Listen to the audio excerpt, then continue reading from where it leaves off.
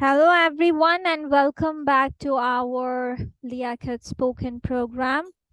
So today I will say that we are going to soon end our this vocabulary selections or spoken rules.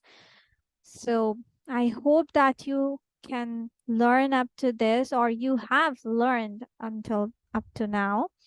So let's finish it without any hesitations and calmly, inshallah. So the first thing that I'm going to go for it today is it would, could, may. So এটা আমরা সবাই জানি as a modal auxiliary use করে থাকি আর সাধারণত আমরা permission চাওয়ার ক্ষেত্রে বা আপনি কাউকে কোনো কিছু আস্ক করছেন দেন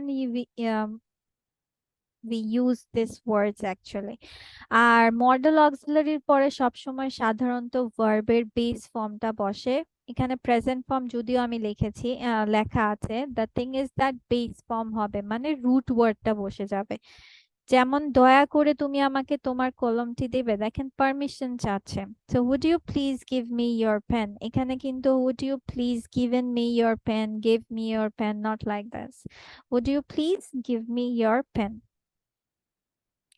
Then the next one is নামে যেমন কারো নামে কোনো কিছু প্রতিষ্ঠা বা নামকরণ করলে যেমন আমি আমার বাবার নামে একটা এতিমখানা প্রতিষ্ঠা করব বা আমি সাহাবীর নামে একটি মাদ্রাসা প্রতিষ্ঠা করব সো এই যে কারো নামে আপনি যদি কোনো প্রতিষ্ঠা বা নামকরণ করেন তখন আপনার লিখতে হবে আফটার এখন এটাকে আমরা কিভাবে প্রয়োগ করব লাইক আমি আমার বাবার নামে একটি এতিমখানা প্রতিষ্ঠা করব দ্যাট আই উইল করব সরি যেহেতু আমরা করব বলছি তাহলে আমরা মোটামুটি বুঝতে পারছি যে করব খাবো ঘুমাবো এগুলো থাকলে ফিউচার সেন্সে কথা বলা আর ফিউচার সেন্স কথাটার মানেই হচ্ছে আপনার সেন্টেন্সে শ্যাল বা উইল কথাটা রাখা হয় এটা তো আপনারা এটা আমি তাও ভেঙে দিলাম বাট স্টিল আপনারা জানেন যে এগুলো সাধারণত এরকম হয় so I will establish an orphanage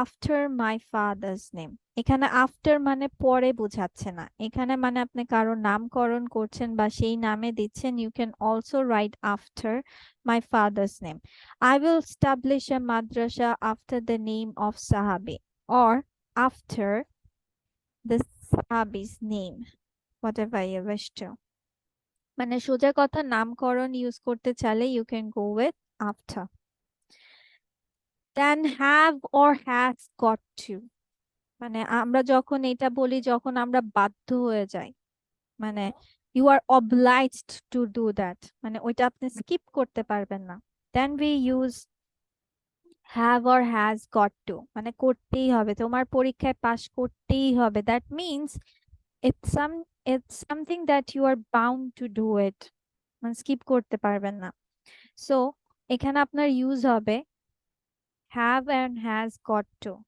subject have or has got to v1 and extension যেহেতু টু আছে আপনি যদি মনে না রাখতে পারেন টু এর পরে সাধারণত রুট ওয়ার্ডটা বসে আর হ্যাভ as যেহেতু অক্সিলারি ভার্ব যেহেতু আমরা auxiliary verb then got to দিয়ে গট টুটাও কিন্তু এখানে আপনার অ্যাজ অ্যান অক্সিলারি ভার্ব হিসেবেই কাজ করছে পজিটিভ ভার্ব হিসেবে অ্যাকচুয়ালি কাজ করছে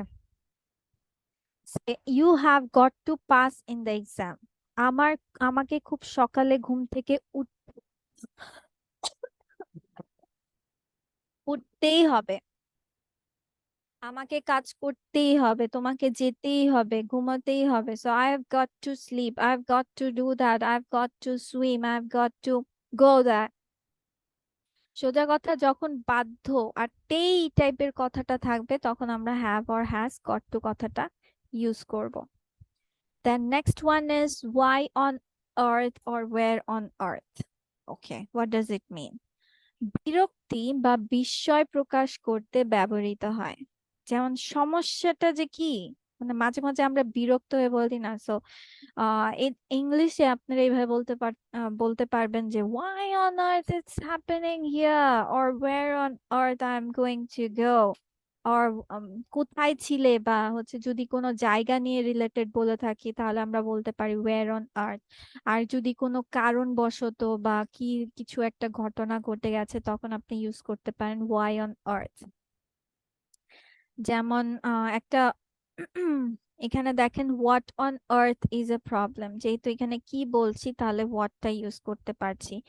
কেন যে তুমি ইংরেজি শেখো না, মানে বিরক্ত সে, why on earth don't you learn English। তারপর গত রাতে যে তুমি কোথায় গিয়েছিলে, where on earth did you go last night। যদিও আপনার সেন্টেন্সটা কিন্তু এগুলো নর্মালি রিপ্রেজেন্ট করছেন যে কেন যে তুমি ইংরেজি শিখো না, তুমি যে কি করছো, কিন্তু এই কথাটাকে আপনি যখন হচ্ছে when you are annoyed or something you are wondering about, তখন এই কথাটাকে ইংলিশে এক্সপ্রেস করতে হলে you can go with why on earth, where on earth or what on earth, according to your কি, কেন এবং কোথায়।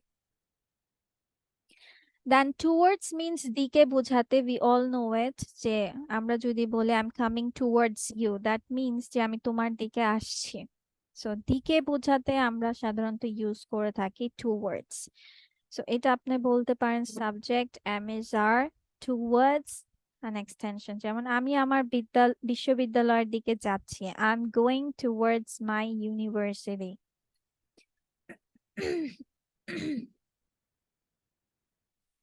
Then let's go with 66, which is at the age of, মানে কোনো কাজের বা কিছুর দ্বার প্রান্তে অবস্থান করলে। মানে আমরা যখন মাঝে মাঝে বলি যে আমি আরোগ্যের দ্বার প্রান্তে ছিলাম, একদম at the finishing or the bottom line of it, we can say that. So something like that is called of that at the age of.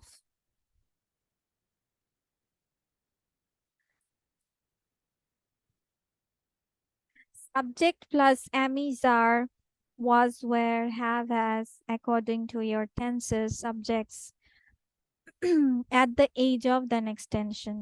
I was at the age of recovery. Rumi সফলতার দ্বার প্রান্তে পৌঁছে গেছে। Rumi has reached at the edge of success. Edge না, edge of success, edge আর কি। At the edge of মানে একদম কিনারায় বা একদম শেষ দ্বার প্রান্তে, এরকম টাইপের বোঝাতে অ্যাট দ্য এজ অফ কথাটা ইউজ হয়ে থাকে।